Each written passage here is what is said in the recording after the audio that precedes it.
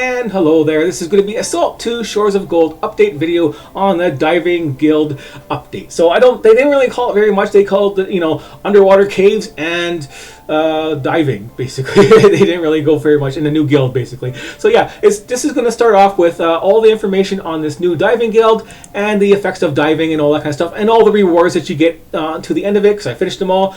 And after all that stuff is done, I'm going to explain to you all the other effects that were added, like map markers and all the other different changes that I've noticed throughout this game, and what is good and what is bad, and what the rewards are for some of these other guilds that I've found out so far, like the Pirate King and the Pirate Kings and all that kind of stuff. So let's get started on the first topic of the day is the new diving guild. So to get the new diving guild, you just go to any town and there'll be a diving guild guy inside there, and he'll give you the first quest, which is go to an island which looks like this.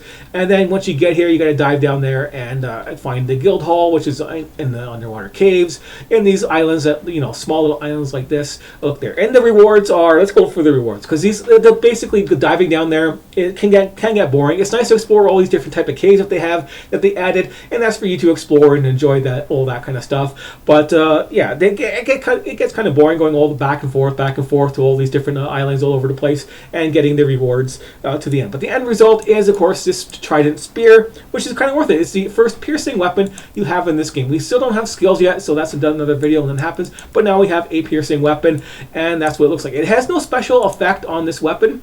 So it's basically you're limited by its random effects and random stats that you're going to get. But the good news is that all the diving guild halls, you can buy this at the end of it. So you can buy this weapon at the end of it, and you can also buy different boots and masks. So you get this diver's mask, and it'll have its random effects on there. So it's also you if you want to buy some more, but it gives you more breath for underwater diving. But it doesn't really work effectively right now. It says plus 40 breath. I know it's no difference, and it still says 100 on mine. And there are potions which you can get too, which will increase your breath temporarily, for give you some extra breath air, and you get some diving boots too. It's just 15%, but it's still, if you're diving, you might as well put them on if they're worth keeping. It's a little bit faster. And the other cool reward they give you pretty much right away is their diving beacon. And this is acts basically like a flashlight, a really bright flashlight which does a long distance. Not a super long distance, but long enough to be very helpful, especially if you're going to go kill the Pirate King in his very dark dungeon underneath there when you do that. So now I'll tell you a little bit more about that. But let's go on to the other rewards. And the other rewards are there on the ship, which seems to be floating away on me. But let's go to the cave. To find these caves under the water, the best recommendation I can give you is find the part where there's actually vegetation on the top of the island. Ooh, that's a big wave. Right here. So you find vegetation like this. It's not a guarantee, but you find vegetation like this and you jump down there, and this is where the cave entrance were going to be. So you don't have to go around the whole island searching for them. And then underwater diving, you got your breath. This is what it looks like. And these islands, there's not much to explore. There is a limit to how far you can go down. You can't swim any deeper. Your breath, you got lots of it. And then you go to the little caves like this, and like a regular cave, right? In the underwater zones, on the shores of all the islands, you're going to have stuff that looks like this. Now, you're going to find objects like this, and inside these coral bowls, you can find mermaid tokens, which unlock some of the chests that are random, and some coral for a key later on. That's part of the guild quest. But yeah, search all these things right here. There's little clams you can find too. I don't think there's any right here you can find, but you get all this stuff, and then you have to find little air bubbles that are in these caves to survive, type of a thing. Any caves in there, and of course there's a special loot item which doesn't do anything. So go find it. It's like one in each cave. A hard to find ore type of video, but let's go in here and explore this cave for a little bit. And you can see all these caves are going to be a little bit different. There's like a jellyfish cave, different dungeon type caves to explore. But you get this big whale right here. He's harmless. They tell you it's harmless, but you got this big whale. There's wrecks to search, and lots of little things and puzzles, new puzzles and stuff like that to solve underwater while you're doing it. Hey, I missed some copper up there. Come on, give me that. It's always hard to click on that. Oh well, screw it. It's just a couple copper. Anyways, but yeah, swimming. There's no hold shift. That doesn't do anything for speed really. There's not much difference between holding and letting go. But you tap it, you get a speed burst for your swimming exploits. And I don't have that stuff equipped for diving. You got a good amount of time for diving, so you're not going to be under a lot of stress while you're diving. It's just a simple, relaxing exploration that gets boring with the back and forth for later on. But anyways, it's getting to nightfall. Let's go back in the daytime. Screw this nighttime stuff. Oh, there's the flashlight. There's the flashlight effect if you want to see the diving guild, the light. It's pretty nice for exploring the caves and all the dungeons and stuff like that. But I thought it went to daytime. There you go. That's daytime. Barely daytime, but that's a poor view of what that ship looks like. That's the King's Galleon ship. Let's take a look at that. That's that ship right there. That's what you get for killing the Pirate King. He gives you that recipe, and that's what just that's what it looks like. It's the fastest ship, and it looks okay. It's not. I don't really like it too much actually for myself because of the way they did the way they did the decorations and stuff like that, or the building. What do you call it? The way they put stuff, basically. This right here really sucks. This little hold right here. This is small to get into. You can get stuck on it a lot, and it's not really handy having it right at the start of the ship right there, right in the front of it. You got lots of room to put stuff in there if you really want to decorate the hell of it, but getting in and out of this small area, you keep clipping the sides and stuff like that, and this little back room here isn't really enough to do very much, and I don't want to go down this hold back and forth to do all my crafting needs and stuff like that, and I want a place to put it.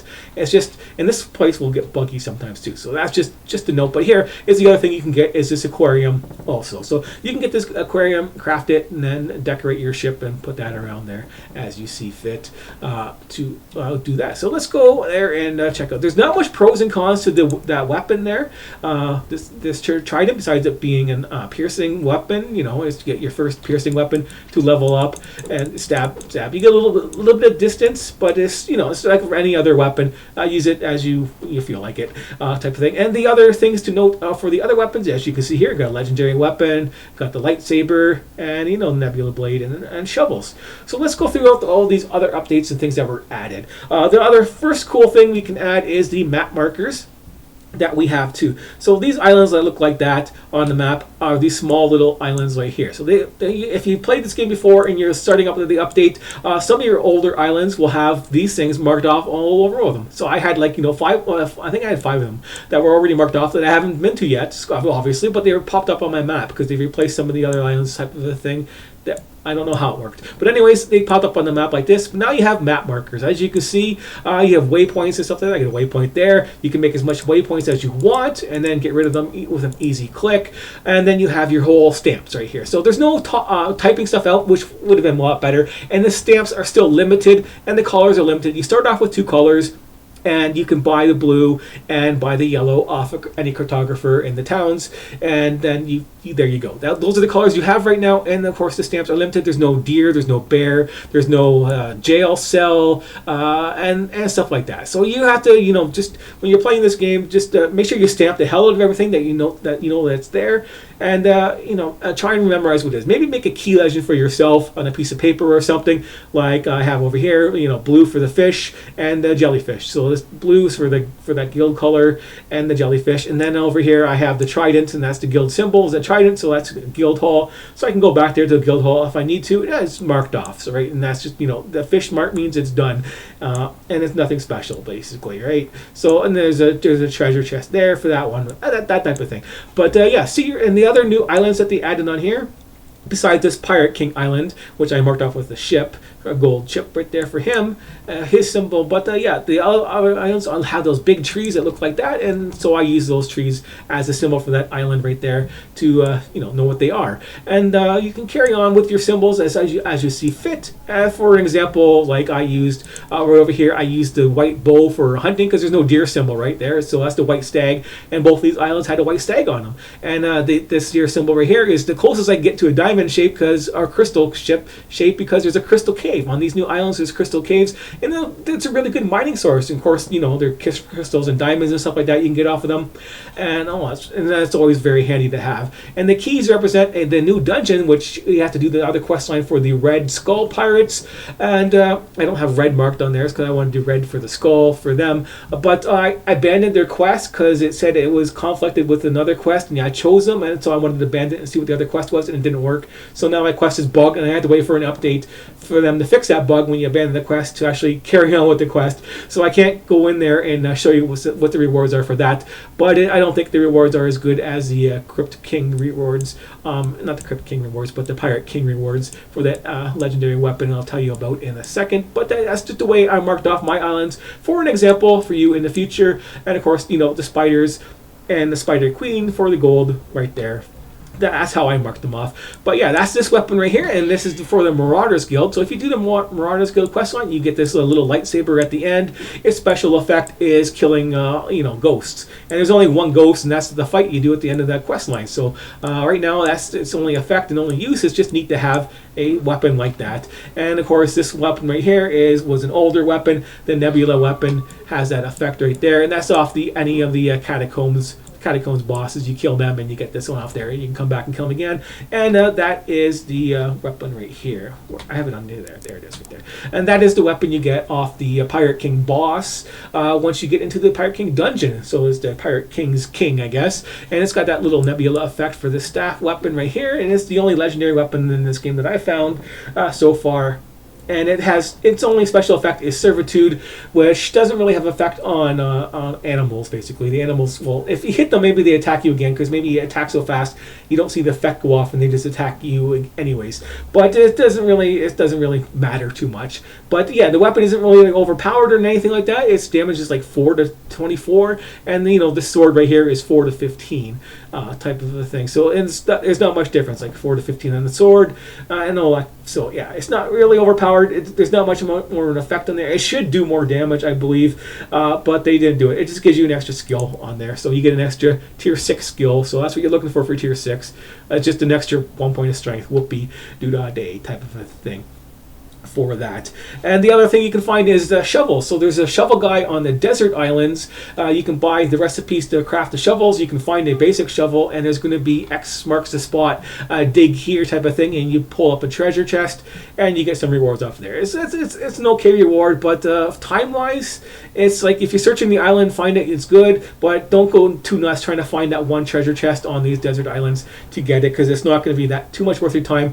And I found nothing special in the ones that I found. And I didn't find too many. I like maybe 4 or 5. The other weapons to note, I guess, would just be the Spider Queen. You kill the Spider Queen, and it has web slinger effect on there, which is a slow. So it's got a built-in slow effect on there, which is nice to have. And you got to keep killing them to get the random effect that you actually want on there. And the shovel is okay for damage. 2 to 6 is kind of sucky, but you work with what you got in this game for its random effects. Yeah, you get the King's Crown off the king off there, and nothing special off of these. Any of these things had nothing special basically going on for effects. The only special effect, the other special effects I found that are worth noting is the other boots I have on right now, which is the Journeyman boots, which have no sprint cost. So your sprinting cost is 0 stamina. So that's what I mean. So yeah.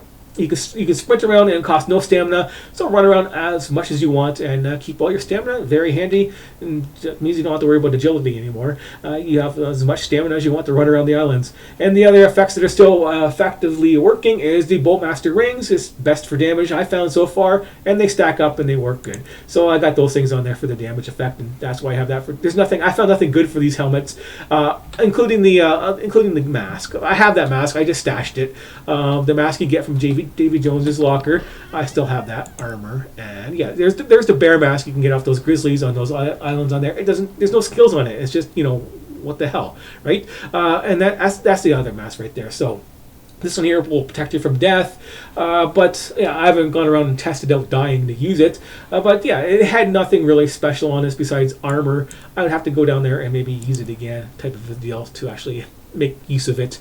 But nothing else of the items in here really have much of an effect. I found some boosts that kills run speed after killing, but I haven't really used it right now. And there's that first breath weapon right there. Yeah, so that is basically everything that's going to be around in these updates. Is basically that you have to be level 40 to get the to kill the Pirate King guys and actually get the reward that drops the key shards. So you have to kill Pirate Kings, 3 of them, and get 3 key shards to get into the dungeon, which is level 40. It says that's why you got to be level 40 to actually get the drops right now. It might change in the future, but who knows? But that is how you go there and get there, and you can fight the guy with the staff. But I recommend doing the Fishing Guild quest first to get this driver's beacon, because it's all dark down there in the big labyrinth of the dungeon. Well, it's not really much of a labyrinth, but it's just dark, and that's really handy. You can just flashlight the guys from really far away, then shoot them down with arrows before they get to you, and slow them and stuff like that. It's just makes it really easy, and you can glitch out the last Pirate King guy if you really wanted to know. I didn't really do a video on it because the bosses aren't really too hard in this game, but if you really really wanted an extra tip on there to kill the last Pirate King guy there, you can go on the back of the ship, the wrecked ship in the dungeon there before you fight him, and then go up to the on top of the rocks, right beside the doorway. Basically, hug the right side of the cave room, and go out to the cliffs on the right-hand side. Don't go to the very top of the mast of the ship, because the ship looks like this underwater, and there's this part sticking way up that you can go up there, and it looks like a good place to kill the guy. It's not. Just stick to the back of the ship and then jump on the rocks, and then you're good to go. And he summons a couple guys when you fight them, and then you just can arrow them down and really cheap out the fight. And it was just a joke, because I was able to cheap it out like that. And it's not worth showing you in a video and stuff like that. It's just something he can do. The last little tidbit here is this keg. You might have been, hey, I want to see what this keg does. I want to buy it. It's 10 gold. It gives you a healing potion. What does it do? It gives you a crappy healing potion, and it's not really effective. It's the same health points as a regular healing potion, and you have to have those mugs. You have to find those empty mugs, which weigh 0.1 each, which will add up to your weight total, which isn't really worth it. And it fills it up, and you don't get the mug back after you drink it. So you drink it, I don't get my mug back. I can't make another one. You have to find those empty mugs just to be able to use this to get a small healing potion, which has the same restrictions as the other healing potions, and it just gives you a negative effect. It is just something you can have, but worth 10 gold? Not even close. Maybe 1 gold is its value for aesthetic value, basically. For aesthetic value and effect, it's basically, in my book, for this game's currency system, it's worth 1 gold, not 10, the way it works. Maybe if you could craft those tankers and they wouldn't disappear after they use them, then you could have actual effect for heavyweight potions in a thing going on there. But until then, even then, it's still only worth 1 gold, I found. In my opinion. Anyways, I think that covers basically all the stuff, little tidbits you need to know about this update and all the effects that it has. Besides, the other small things. There's just so much things that they add. They added some, what do you call it? For crafting recipes, they lowered some of the costs on some of the crafting recipes and things like that. So they're a little bit cheaper and easier to make. So that means you hold on to some of your crafting recipes going through this process right here. So yeah, all these ships cost a lot of resources. There's a Marauder vessel right there. I didn't want to build it yet. I might go around there and try and build all the ships that you can get from the different guilds and stuff like that, but I don't see much of a point to doing it. Even though they don't weigh anything, you can deck them out as you see fit. I don't see the point. And there's the Pirate King's picture right there. After you kill him, you can get that little picture. Yeah. But anyways, thanks for watching. Stay tuned for some real updates when they do the skills. And I won't just do an update that shows you what the skills are. I will actually go through there and I'll test them out myself and see which ones are actually more effective if I can. I don't know how it's going to work. If you can reset the skills, it would be nice. I do not know how it's going to work, and that's the next update. And I will go through there and do all the testing and explain what these skills are. So in case you actually want to play this game again or not, it all depends what they do with the skills and what effects you can get. And hopefully they'll actually have some real stuff, like you can collect your arrows off the guys that you kill, because right now you can't, which really sucks. For arrow wise, but of course you can go back and watch my fishing exploit and get all those those float some treasure chests and get all those arrows that you want. As get as much arrows as you want and healing potions. That's why I have a whole bunch of them there. If you really want, so exploit it type of a thing. 2 different ways to do that. And yeah, that's it for now. Thanks for watching, and I will see you later.